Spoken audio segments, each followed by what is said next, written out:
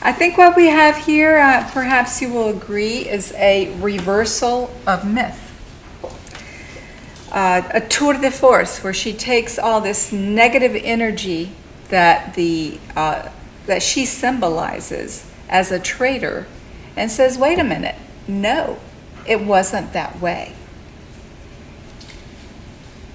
I agree with you. I think that she has taken her own story, and it's her story, Right.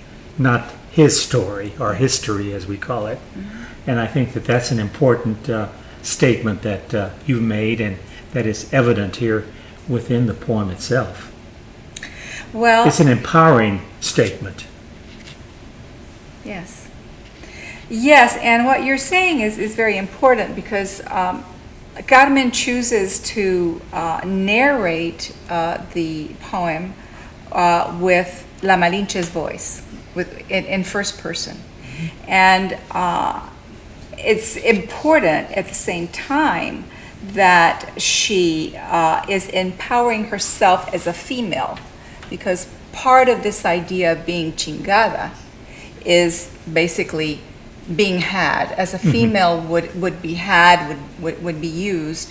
And so there are two things going on here. She's rescuing her reputation as a Mexican native, but she's also rescuing her reputation as a woman. I was struck by the word they. They call me chingada. And I'm wondering who they are. Is it her family? Is it history? Is it we? Is it modern Mexicans? Who calls her? Who is the they there? That I think it's done almost in very small letters, but yet when they call her that, you notice that it becomes italicized and it has exclamation points. So they feel very strongly in calling her that. And I'm wondering why. What do you suppose that has done to the Mexican character that we have throughout history come down to this point in the 21st century where we're still using that word to signify that? The word Malinche the word they? Chingada. The word chingada. Yes, Well, Octavio Paz would have a lot to say about that. He wrote his Labyrinth of Solitude, and that whole concept of the Mexican as having been had, right? Yes. I feel that this is a very positive poem in that respect, because she's precisely trying to say, you know what? There was a vision there. Yeah. Right? And that's her chorus. She repeats it over and over again, that I had a dream, I saw another world. And so, hence, the negativity associated with becoming a mestizo, I suppose, or with the whole mestizo raza, Yes. is being washed away, because she was able to foresee a future where they both mixed and became another world, another race, another raza. When I saw the beginning of this poem, it said, Yo soy la Malinche. I thought of a person sitting in a courtroom who's presenting her point of view, her testimonio Right. of who she is, and defending herself.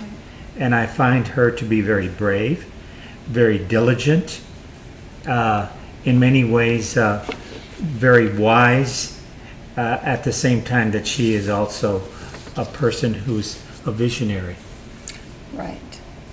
Right. Definitely a visionary. And to pick up on your comment about her being wise, well, as history shows, she definitely was an educated woman. And as Carmen points out in her poem, she came from a royal family. Her father afforded her an education.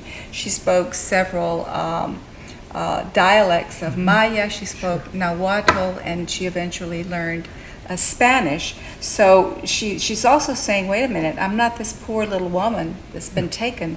I chose this because, and I was able to be chosen as well because of what I knew and what I could offer. And I think that that's part of the empowering that we see. Absolutely.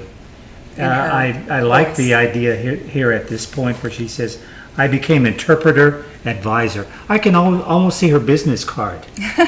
And it says Malinche, interpreter, advisor.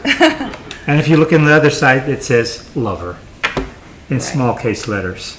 Right. And I think that's part of the story as well. I think she's trying to tell us what sleeping with Hernan Cortez was like, or why she did it. And I think that's what she's really defending there at this point, her dignity, her honor. I know that Carlos Fuentes has said that we are all hijos de la chingada. And I know that Octavio Paz, in some ways, says that she gave in.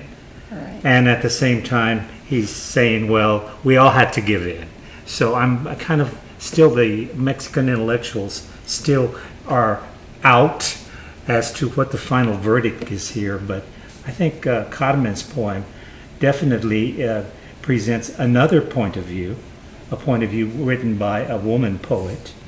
And I think that this is certainly refreshing, as well as a moment of research, I think. You know, I also like the ideas that she talks in threes about things, you know.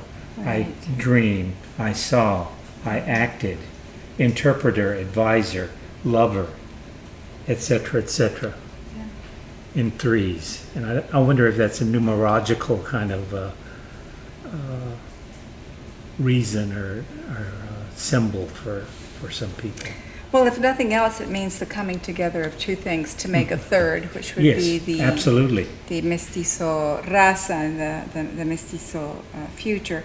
But you know, I wonder what Carlos Fuentes and Octavio Paz were thinking when they were still questioning the concept of Malinche, because what was a 15 to 25-year-old woman to do back then?